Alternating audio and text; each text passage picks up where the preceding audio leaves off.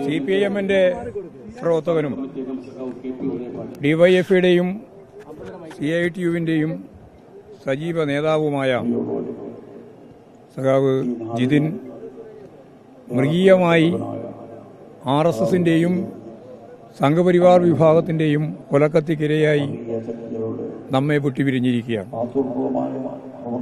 പെരുന്നാട് മേഖലയിലെ തൊഴിലാളികളെയും യുവാക്കളെയും സംഘടിപ്പിച്ച് പാർട്ടിയുടെ ഭാഗമായിട്ട് പ്രവർത്തിക്കുകയായിരുന്നു സഖാവ് ജിതേഷ്. ജിതേഷിനോടുള്ള മാനസികമായ വികാരം എന്താണ് എന്ന് മനസ്സിലാക്കണമെങ്കിൽ ഇന്നീ പെരുന്നാട് ഒഴുകിയെത്തിയ ജനസഹസ്രങ്ങളുടെ ദുഃഖം തളർന്നിട്ട് നിൽക്കുന്ന ഈ അന്തരീക്ഷത്തെ മനസ്സിലാക്കേണ്ടതാണ്. കൊലപാതക രാഷ്ട്രീയം കൊണ്ട് ഇടതുപക്ഷ പ്രസ്ഥാനത്തെ നശിപ്പിക്കാനാവുമെന്നുള്ള ധാരണ മുൻകാലങ്ങളിലെ RSS-നും BJP-ക്കും ഉള്ളതാണ്.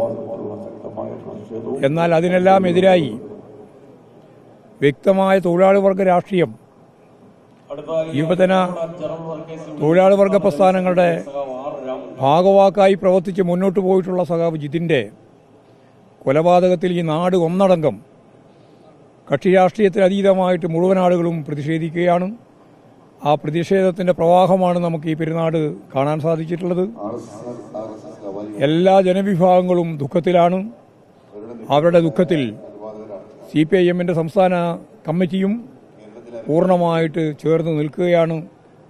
അദ്ദേഹത്തിന്റെ കുടുംബാംഗങ്ങൾ, സുഹൃത്തുക്കൾ, പാർട്ടി സഖാക്കൾ ഇവരുടെ എല്ലാം ദുഃഖത്തിൽ അനുശോചനം രേഖപ്പെടുത്തിക്കൊണ്ട് കമ്മ്യൂണിസ്റ്റ് പാർട്ടി ഓഫ് ഇന്ത്യ മാർക്സിസ്റ്റിന്റെ ആദരാഞ്ജലികൾ ഞാൻ ഈ സന്ദർഭത്തിൽ അർപ്പിക്കുകയാണ്.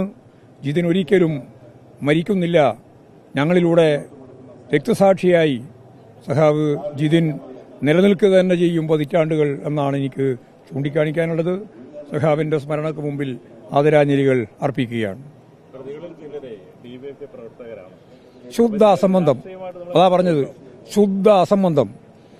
അസംബന്ധം പ്രചരിപ്പിക്കുന്ന കുറെ മാധ്യമങ്ങളും കുറെ ആളുകളും പുറപ്പെട്ടിരിക്കുകയാണ്. അതാണ് അതിന്റെ മറുപടി.